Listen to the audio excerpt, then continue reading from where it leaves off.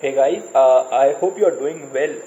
So यार पिछला video का रिस्पॉन्स अच्छा था तो मैंने सोचा क्यों ना कुछ स्टोरी टेलिंग को और बढ़ाया जाए और तुम्हारे हिस्टोरिकल ज्ञान को मार्केट का जो है उसे थोड़ा और बढ़ाया जाए।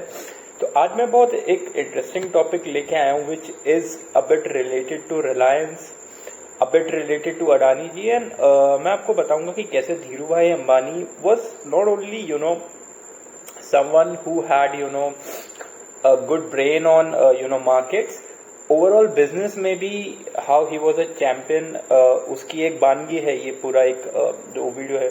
तो मैं शुरू करता हूँ। अभी आजकल आप देख रहे होंगे कि अडानी ग्रुप के स्टॉक्स में पिछले कुछ दिनों में बहुत प्रेशर है। अभी सेबी की जांच उस पर चल रही है, फाइनली उन्होंने जांच के लिए आदेश दिए हैं। तो आपको ये देखना पड़ेगा क्या ये आउट ऑफ ब्लू हुआ है। तो इसको मैं आपको समझाता हूँ। अभी आपने शायद नोटिस नहीं किया होगा, ये वर्चल्स की लड़ाई हो गई थी। देखिए अडानी जी की जो संपत्ति है पिछले कुछ साल में it has jumped multifold. Ambani ji की भी बड़ी है but you have to realise it is not exponential, या वो उतना राइज नहीं हुई जितनी अडानी जी की हुई है।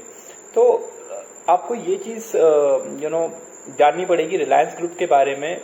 वो कंपटीशन बर्दाश्त, मैं ये नहीं बोलूंगा नहीं कर सकते, बट वो आने ही नहीं देते। तो वो चाहे आपका मार्केट कैप के हिसाब से हो, एक बिजनेस एक पर्टिकुलर सेक्टर में जहां उनकी वो दे रूल द रूस्ट, तो वहां पे वो कभी अलाउ नहीं करते। तो जैसे ये हुआ कि अडानी जी वो चैलेंजिंग अंबानी जी पोजीशन, अचानक से ये रिपोर्ट्स आ गई उनके प्राइस स्टॉक्स के अडानी ग्रुप के दे स्टार्टेड फॉलिंग। तो खैर मेरी रिसर्च अलग, मेरे बायसेस अलग। यहाँ जो अडानी ग्रुप के कैपिटल इंटेंसिव बिजनेस में बंदे हैं जैसे अडानी पावर वगैरह, तो उनसे मैं सिर्फ ये कहूंगा यार, जो इस तरह के कैपिटल इंटेंसिव बिजनेस होते हैं जैसे ग्रीन पावर हो गया या पावर बिजनेस हो गया, तो मैं आपको बोलूंगा कि आप अपने एंड पे रिसर्च दोबारा करें, उनकी डेट टू इक्विटी देखिए। क्योंकि जब मैं अडानी पावर या फिर इनके ग्रीन एनर्जी बिजनेस को देखता हूं तो क्यों मुझे सुजलॉन की याद आ जाती है, या क्यों मुझे जेपी पावर जैसे स्टॉक्स या आर पावर जैसे स्टॉक्स की याद आ जाती है। मुझे इट्स जस्ट दैट मैंने शायद हो सकता है इतनी बैलेंस शीट देख रखी है या मुझे पुराना इतिहास पता है, तो इसलिए मैं आपसे बोलता हूं कि आई एम नॉट बेरिश। ये मेरे बायसेस पे आप मत जाओ, आप बस अपनी रिसर्च करो। तो अब टॉपिक पे आते हैं।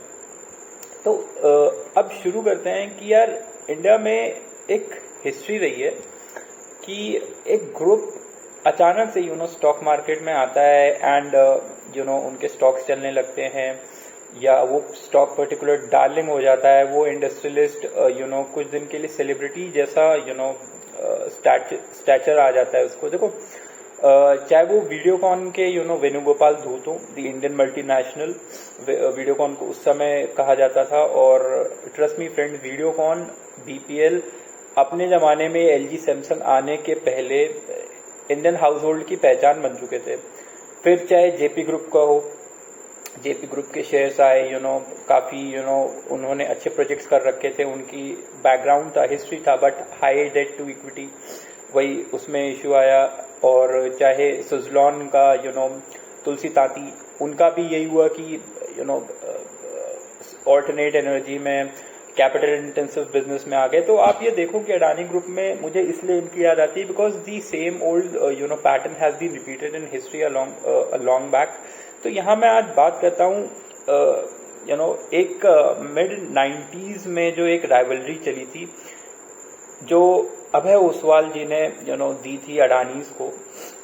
अब बहुत लोग नहीं जानते होंगे अभय ओसवाल के बारे में, ऑब्वियसली बिकॉज उनका बिजनेस या कैसे डिसरप्ट कर दिया गया, एंड उसमें एलिगेशंस तो यही है कि it was all commanded by Dhiru भाई अंबानी। तो मैं आपको थोड़ा ये ओसवाल ग्रुप के बारे में थोड़ा बैकग्राउंड देता हूँ। तो Abhay Oswal he was a trader from Ludhiana. So उनके बारे में ये कहा जाता है because he was close to Congress, he was actually close to Rajiv Gandhi. So when you have a politician that supports you in your business ventures, I mean दोस्त की तरह ही सही, तो you can turn sand into gold.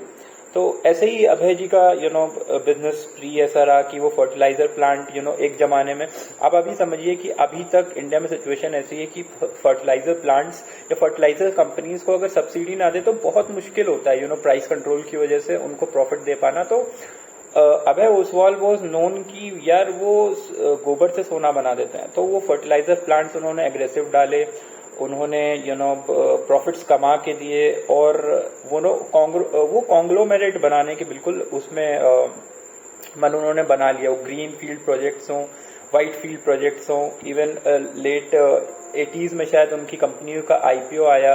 ये मैं आपको दिखाता हूँ आईपीओ, ये उनका शेयर लगता कैसा था ओसवाल एग्रो मिल्स का। तो है you can read it's Oswal agro mill. So उस समय काफी इनका नाम चला, शेयर्स ने काफी अच्छा किया। शेयर्स अभी भी इनके लिस्टेड हैं, ओसवाल एग्रो मिल्स और ओसवाल ग्रीन टेक। तो ये जिस हिसाब की पॉपुलैरिटी चलने लगे और इन्होंने सोचा यार कॉन्ग्लोमेरेट बनाना है, मैंने फर्टिलाइजर बिजनेस और दूसरा अपना वनस्पति घी वगैरह का बिजनेस अच्छा कर लिया, तो why not let's try petrochemical. क्योंकि ये आपको याद होना चाहिए कि अर्ली 90s और मिड 80s में जब रिलायंस ने भी अपना यान बिजनेस से ही, आपको ये भी पता होना चाहिए कि Reliance is a backward integrated conglomerate. वो सिंथेटिक यान से उन्होंने शुरू किया, ओनली विमल से लेके आप वो मतलब ऑयल टू इतने बड़े कॉन्ग्लोमेरेट हैं। सो ये चीज ऐसा नहीं है कि ट्रेडर्स या हम एक्चुअली इंडिया में ऐसा इशू है कि हम लोग समझते हैं कि ट्रेडर्स एक ट्रेडिंग बहुत खराब मानसिकता है। आप धीरू भाई Ambani was a trader, he turn into an industrialist. Azim Premji इनके घर वाले दे वर ट्रेडर्स। विप्रो रूई वगैरह के आरती पुराने कमोडिटी ट्रेडर्स, इवन गोदरेज। तो इस तरह के हमारा इतिहास रहा है। मैं आपको धीमे धीमे कभी मौका लगेगा तो बताऊंगा। तो हाँ, तो ये हुआ। तो Abhay Oswal started to challenge. उन्होंने सिर्फ प्लान बनाया था और कानो कान ये खबर पता लग गई धीरू भाई अंबानी को। सो अचानक से क्या होता है, because in mid 90s after the demise of Rajiv Gandhi, इन पे पॉलिटिकल सपोर्ट पीछे होने लगा। सो ही गॉट इन्वॉल्व, ऐसा बोलते हैं, एलिगेशंस लगे फेमा के फॉरेन एक्सचेंज ये अपनी फर्म्स के थ्रू शेल्फ कंपनी बना के फॉरेन एक्सचेंज का या बेसिकली हवाला का इनके ऊपर इल्जाम लगे। और ये हुआ फिर इनकी ओडिशा में फर्टिलाइजर की फैक्ट्री थी which was hit by a cyclone वो 1999 में।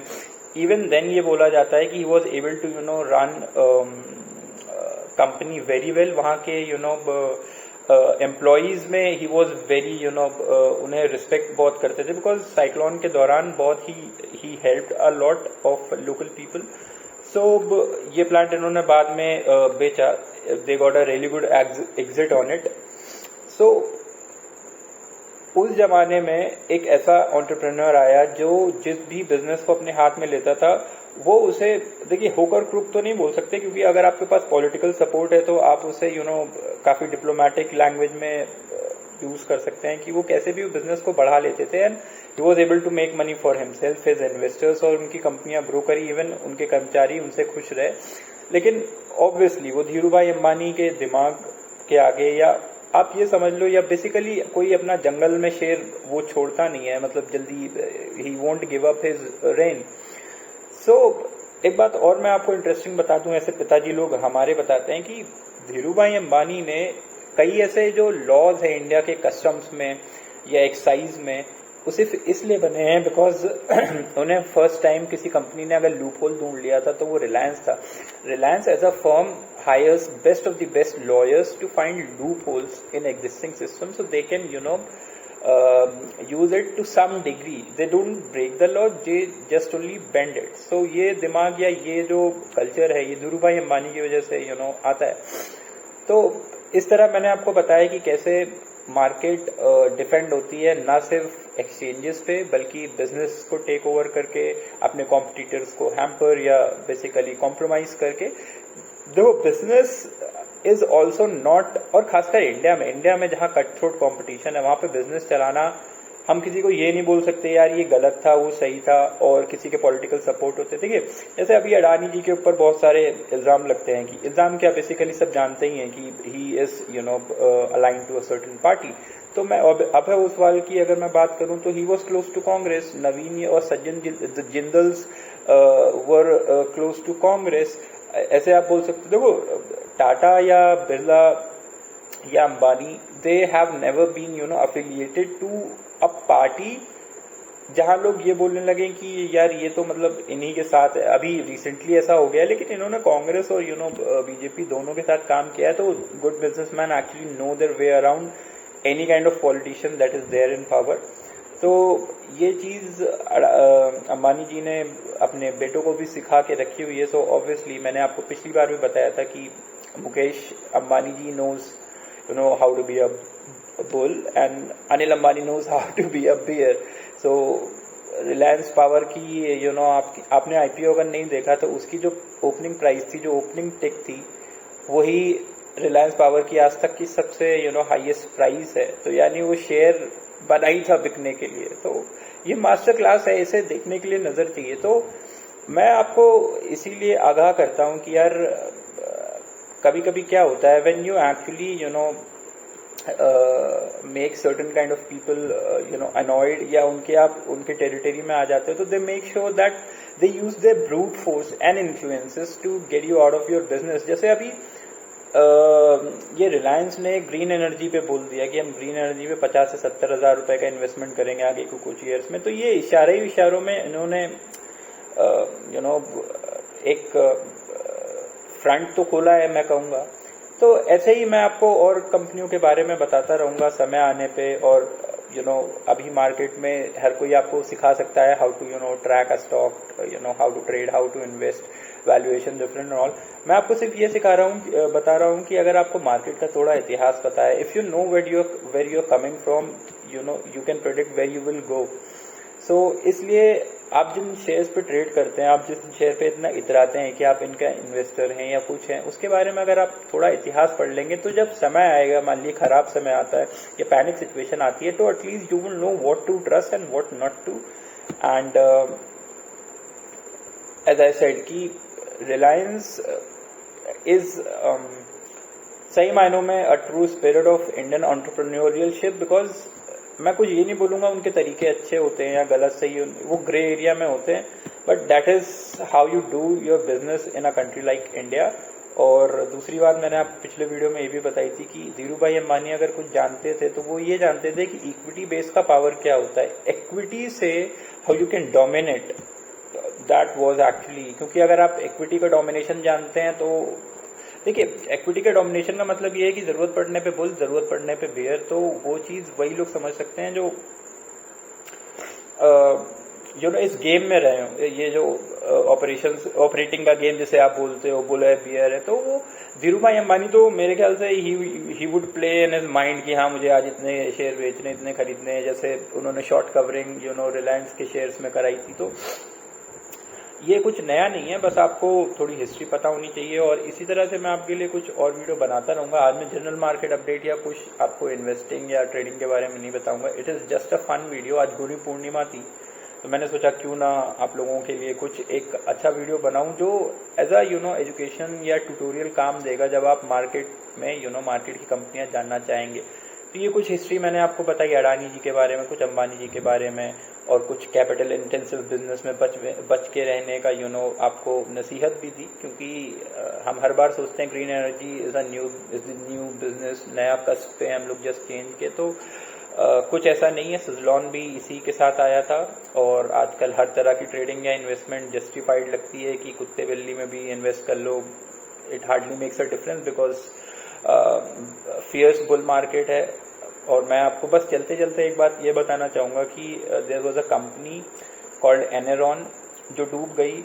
वो जॉर्ज बुश के करीब होते हुए भी डूब गई, और वो कंपनी अपने पीक पे वेदर्स पे फ्यूचर लेके आ रही थी। आपको लग रहा है आज के जमाने में क्या मतलब क्रेजी आइडियाज पे ट्रेड होते हैं। एनरॉन एज अ कंपनी, उसने कल क्या बारिश होगी, कल क्या सूरज निकलेगा, उस पे सट्टा खिलवा दिया था लोगों को। तो आप इसकी परिकल्पना छोड़ दें कि आपके ज़माने में जो हो रहा है दैट इज़ न्यू, वो पुराने भी इतिहास में हो चुका है और अनडाउटेडली इशू ये है कि उनका result has always been lethal. तो मैं अपने पूरे वीडियोस में आपको पूरा का पूरा सिर्फ सचेत और आगाह करने की कोशिश करता हूँ। फिर मिलेंगे किसी अच्छे वीडियो के साथ। Happy investing.